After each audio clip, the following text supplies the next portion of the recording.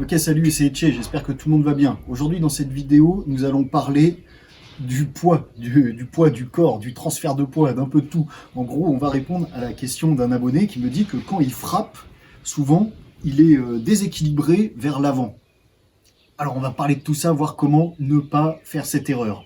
Pour ceux qui viennent juste d'arriver sur cette chaîne, n'hésitez pas à vous abonner, à liker cette vidéo, à laisser un petit commentaire en dessous, ça fait toujours plaisir.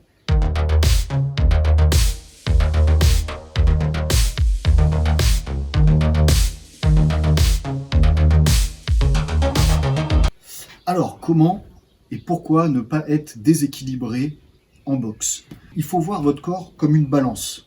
Ok, d'accord, c'est une balance. Vous voyez les vieilles balances à l'ancienne où on mettait un poids d'un côté, un poids de l'autre pour équilibrer là. Le corps là, c'est exactement pareil, okay, qui est équilibré sur deux points, c'est-à-dire sur mes deux jambes.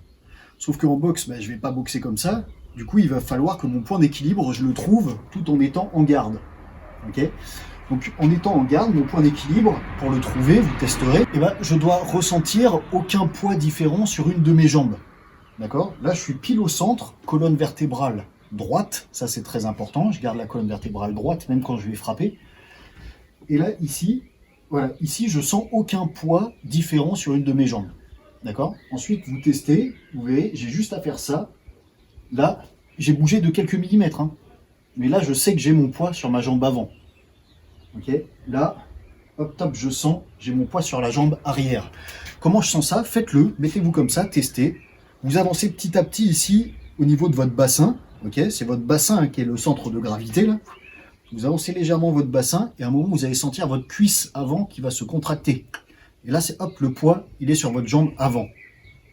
Ok, et là, vous faites l'inverse, vous reculez et là, d'un coup, je vais le trouver, hop, là, le poids, il est sur ma jambe arrière. Ok, donc là je le sens parce que ma cuisse se contracte plus que celle à l'avant. Donc quand j'ai le poids sur ma jambe avant, si je veux faire ça avec mon pied, regardez là, je veux faire ça, hop, c'est très facile de glisser là. Ok, là ici quand j'ai le poids centré, je peux pas le faire parce que je suis sur mes deux appuis. D'accord?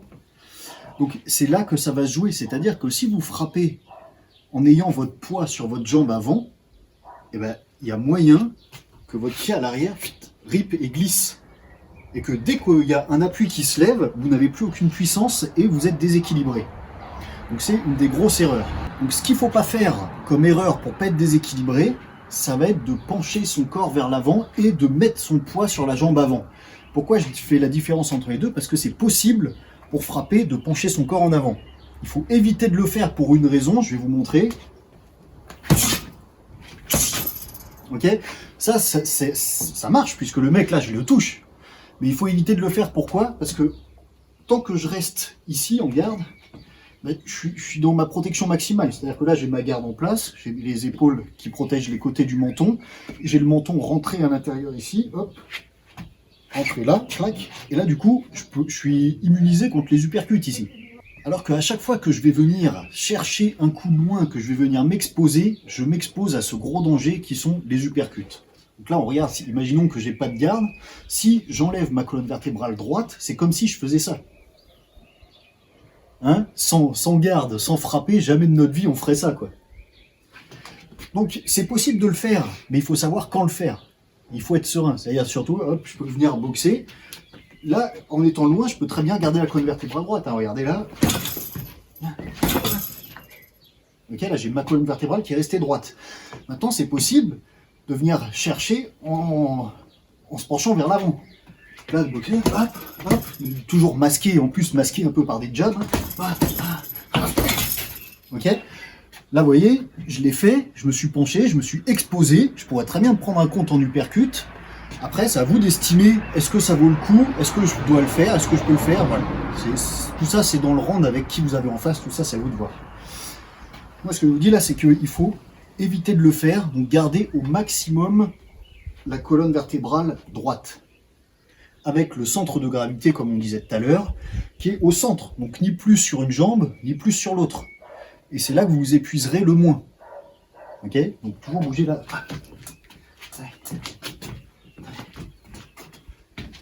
Là ici, je m'épuise pas du tout. C'est comme si je marchais. C'est comme si j'étais comme ça. Et que je marchais. Là, je fais bien le mec qui marche. Hein, on y croit.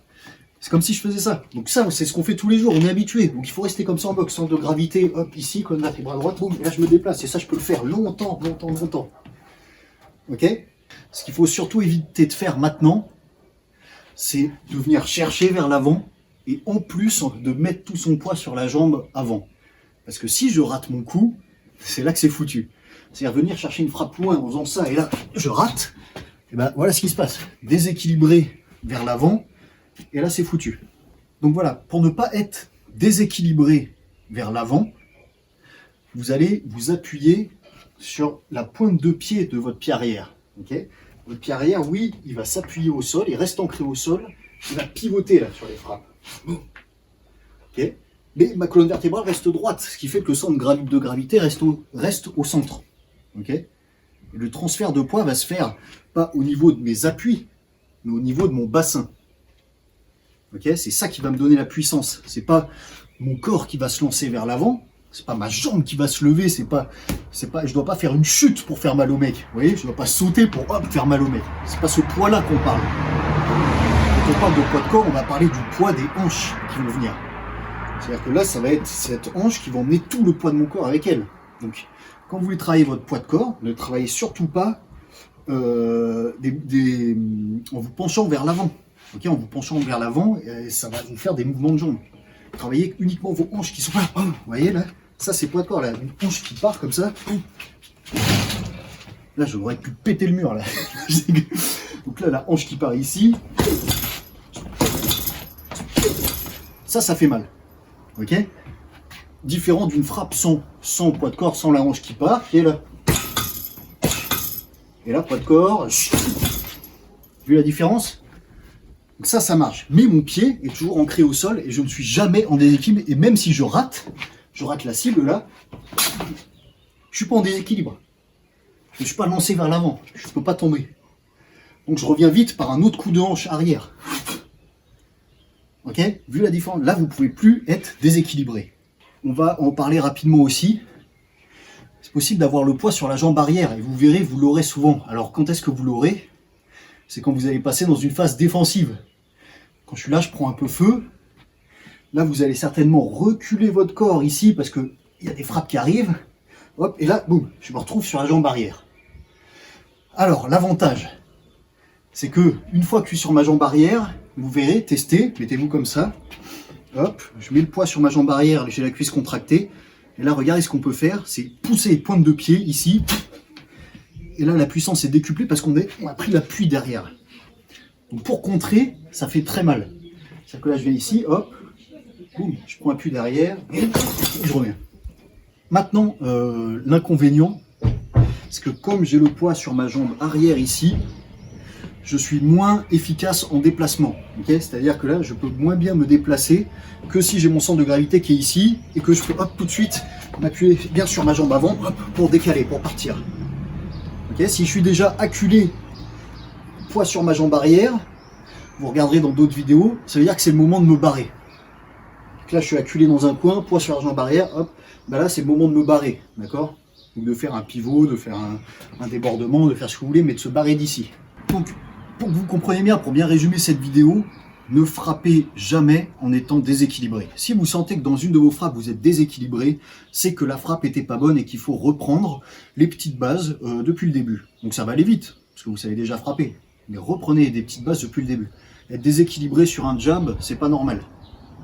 Quand le jab, je suis toujours colonne vertébrale droite, je peux rater 2 fois un jab, je ne serai jamais déséquilibré. Okay, là où ça va arriver le plus souvent, ça va être sur un cross, sur le bras arrière. Mais si je reste colonne vertébrale droite, pointe de pied arrière, je ne serai jamais déséquilibré. Okay, et je maîtriserai toujours mon combat. Premier round, tout ça, c'est toujours facile de ne pas être déséquilibré. C'est après, c'est quand on est fatigué. Et c'est pour ça qu'il faut s'entraîner avec ça, parce que quand la fatigue va arriver, vous allez faire des conneries. Donc le but, c'est d'en faire le moins possible, donc de partir avec des bases qui sont solides. J'espère que vous avez bien compris l'intérêt de cette vidéo et que vous avez apprécié le contenu, que ça va vous aider pour les prochains exercices, prochains combats, prochains championnats, et que vous allez gagner. N'hésitez surtout pas à aller dans ma description, je vous mets le lien de la boutique Arima Défense avec tous les équipements. Vous verrez, il y a des gants, Il y a les sacs bulgares qui sont là-bas, les cordes à sauter, il y a un peu de tout, il y a des vêtements de sport, enfin il y a de tout, vous verrez, il y a plus de 200 articles dessus. N'hésitez pas à aller faire un tour, à me laisser à m'envoyer des petits commentaires sur comment vous avez trouvé tout ça. Et puis je vous dis à très bientôt dans de prochaines vidéos. Bon entraînement, force et honneur à tous. Bye.